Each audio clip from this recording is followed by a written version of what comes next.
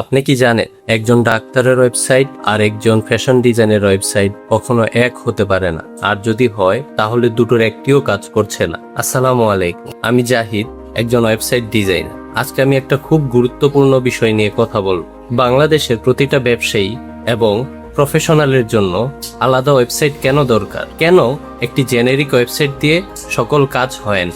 চলুন দেখি বাংলাদেশের বিভিন্ন ক্যাটাগরির মানুষের জন্য কেমন ওয়েবসাইট দরকার। Website for doctor or surgeon. একজন ডাক্তারের ওয়েবসাইটে এসে কি খুঁজবে? রোগী খুঁজবে এই ডাক্তার কি বিশ্বস্ত, তার চেম্বার কোথায়, অ্যাপয়েন্টমেন্ট কিভাবে নেব। তাই সেই ওয়েবসাইটে থাকতে হবে credentials, customer reviews, patient reviews, appointment booking etcetera. Design হতে হবে ক্লিন, প্রফেশনাল এবং ট্রাস্ট ওর্দি, কারণ স্বাস্থ্যের বিষয়ে মানুষ বিশ্বাস করেই সিদ্ধান্ত নেয়। আইনজীবী বা লিগেল প্রফেশনালস ওয়েবসাইট। একজন লয়ারের ক্লায়েন্ট কি চায়? সে চায় নিশ্চয়তা, এক্সপার্টাইজ এবং গোপনীয়তার নিশ্চয়তা এবং কনফিডেন্সিয়াল। সেই ওয়েবসাইটে থাকবে case categories, success stories, consultation form. Design হবে ডিপ অথরিটেটিভ, ক্লদিং বা ফ্যাশন ব্র্যান্ড। এখানে কাস্টমার এসেছে দেখতে অথবা ফিল করতে। ওয়েবসাইটে প্রোডাক্টের ছবি হতে হবে সিনেমেটিক এবং এক্সপিরিয়েন্স হতে হবে স্মুথ।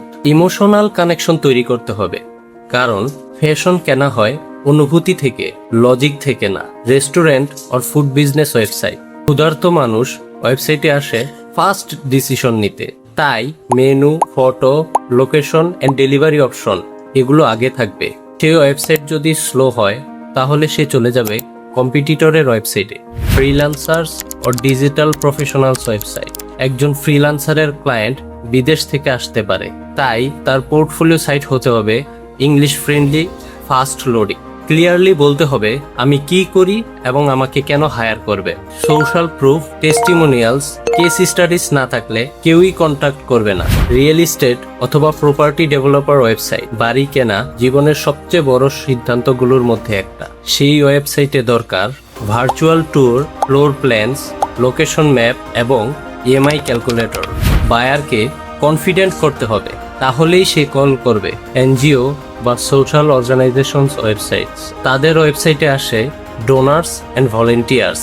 তারা জানতে চায় টাকা কোথায় যাচ্ছে এবং কি ইম্প্যাক্ট হচ্ছে। তাই দরকার impact numbers, project stories, easy donation button.